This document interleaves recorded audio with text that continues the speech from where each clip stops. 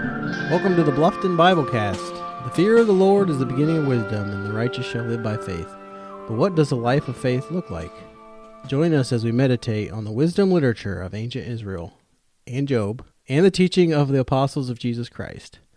Hi, I'm Brad Birch, and I'm joined once again here by Lori Fichter and Andy Stoller and Rod Gerber as our producer.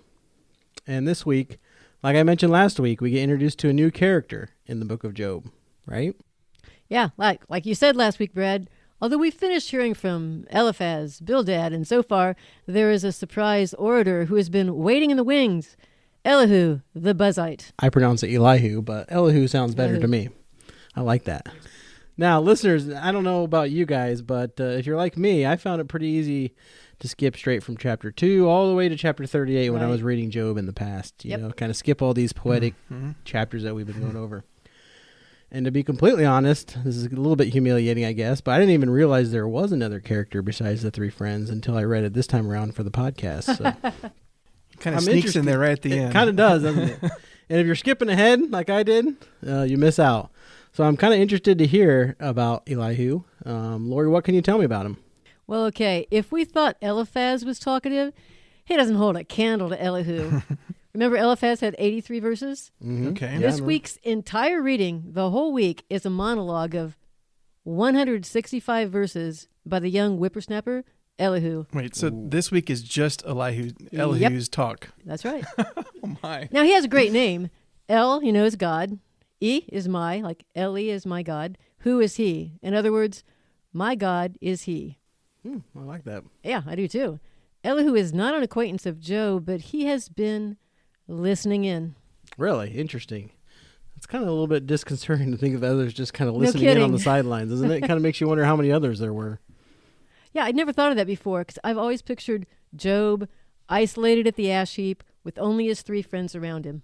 Yeah, I guess not. Yeah, last week you talked about how the kids were kind of, messing with them a little bit. And now Elihu shows up. Yes. But it seems like there was more of a social event than I would ever assume. Exactly. Right. You think of just suffering alone, but apparently he's getting mocked. Bystanders. There's a community of helpers.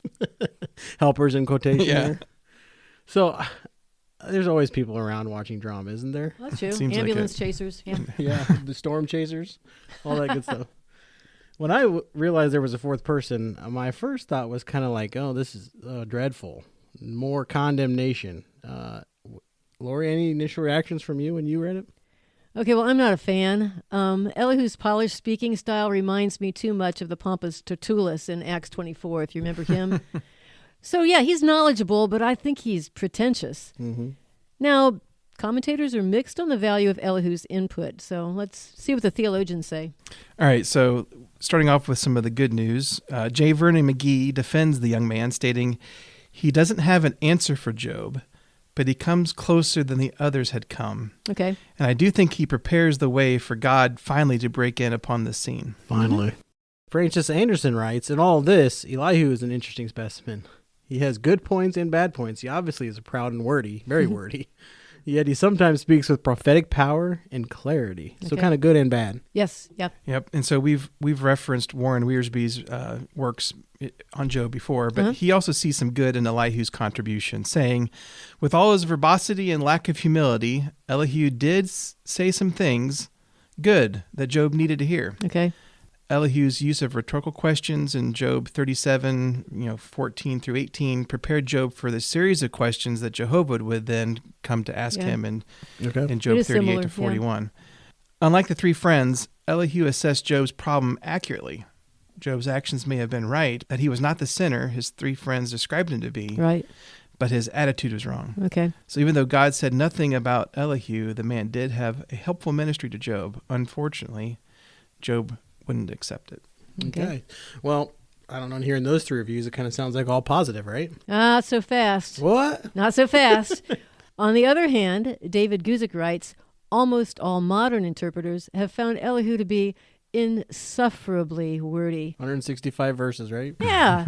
Despite all the good things that might be said of Elihu, the fact remains that he is really an astonishingly pompous little windbag. Okay, not my words, David Guzik's words. Well, I wonder how he really thinks about it. Yeah.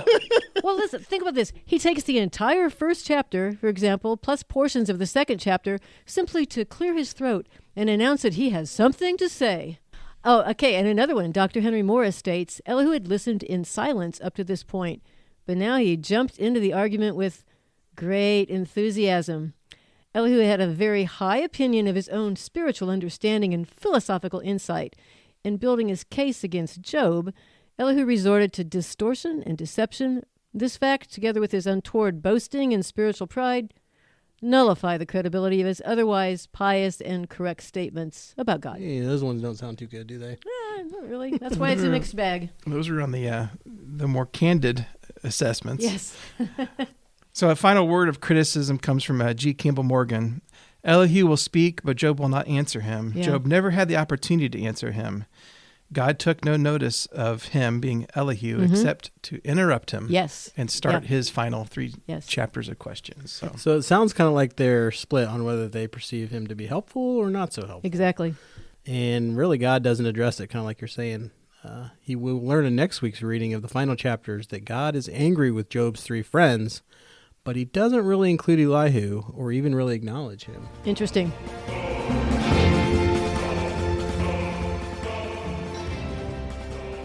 So it seems like Elihu shouldn't necessarily be lumped in with the other 3 friends and the way they approach the situation, right? It seems like a completely different character.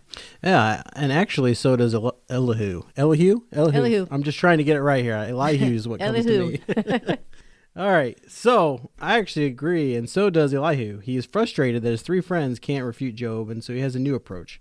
He clearly states that in verse 14 of chapter 32 when he says he's not going to answer the same way that the others did with the same old arguments. He's doing it different. He's doing it different. Okay, explain. Explain how he's different. Well, he kind of reaches the same conclusion that Job has sinned. Right. But the argument of how he gets there is quite different. How he has sinned is different? Kind of, yes. Okay. The 3 perpetually argue that before Job began suffering, he must have sinned. Right. Meanwhile, Elihu says, since you began suffering, you have sinned. What? Yes. And the 3 concern themselves with Job's hidden conduct, right? While Elihu concerns himself with Job's present speech and the way he's talking in all these chapters. This is after the fact, right? Because of the suffering, you are now sinning with your speech. Then why was he suffering? So, well, he doesn't really exactly say that, right? Why was he suffering if he didn't start sinning until... Maybe there's a fault in some of his rationale there. So you can clearly see that in these chapters, Elihu continually repeats to Job, you said this or you said that. He's recalling Job's speech. Right. There's probably at least a half dozen times he does that. And it's kind of like using specific evidence to say and support what he's saying and saying, you've sinned, right? And I think he's off there. I think we can all agree he's off there. Yeah. But at least he's not making up all these presumptuous sins like the making other up sins just out of the thin air. I think the other 3 friends really threw him under the bus. Yes.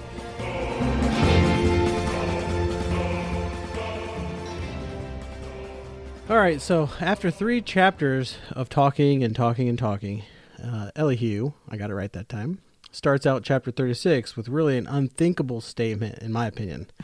He says, give me a little more time, and I'm going to show you I haven't even begun to speak on God's behalf. Oh, please. There's the pride you were talking about earlier in those quotes, right? And the wordiness. Well, I can see how some of the commentators see some arrogance in that statement. Some arrogance. Yet, it's interesting that even in that arrogance, the words that Elihu does speak about God are true and accurate. Yeah, that's right. I mean, he continues in chapter 36 by pointing out that God sets up kings and disciplines them into obedience and blessings, or disobedience and hardship. And that reminds me of Daniel 2, where Daniel says God removes kings and sets up kings. He sets them up. So in chapter 36, and in verses 24 through 26, Elihu speaks of a great reminder for us all to keep our view of ourselves in proper perspective. Lori, could you read that? Our view of ourselves. Okay, yeah, glad to. So this is, remember that you should exalt his work, of which men have sung. All men have beheld it. Man looks from afar. Behold, God is exalted, and we do not know him. The numbers of his years is unsearchable.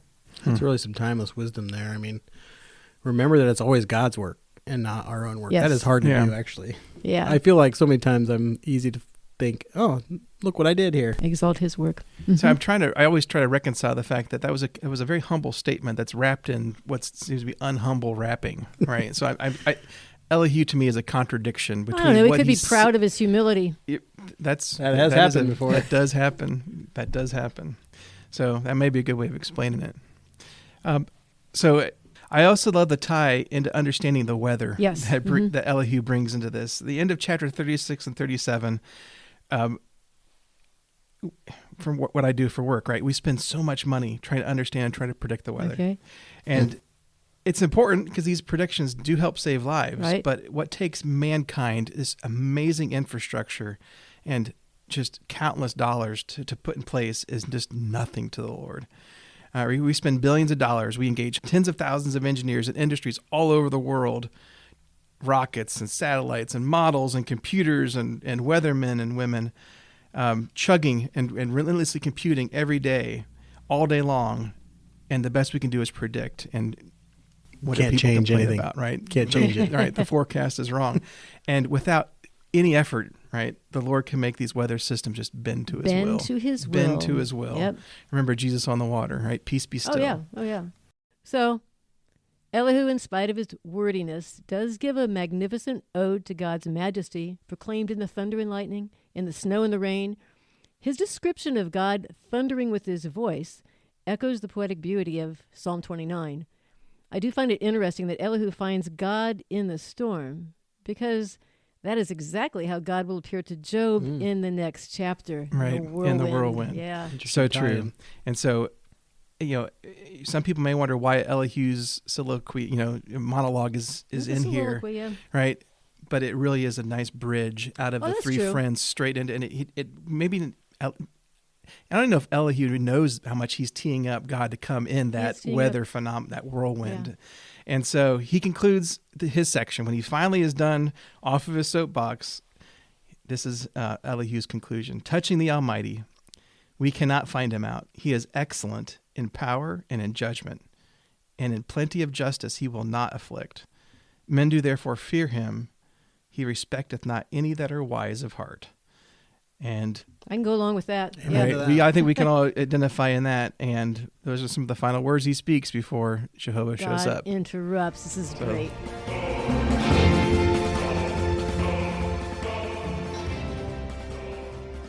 All right. In closing, this week we're introduced to a fourth person, a surprise guest, who was full of words of wisdom, many words of wisdom, that is. And we explored his monologue, which is really, like we discussed, an amazing link into the revelation of God.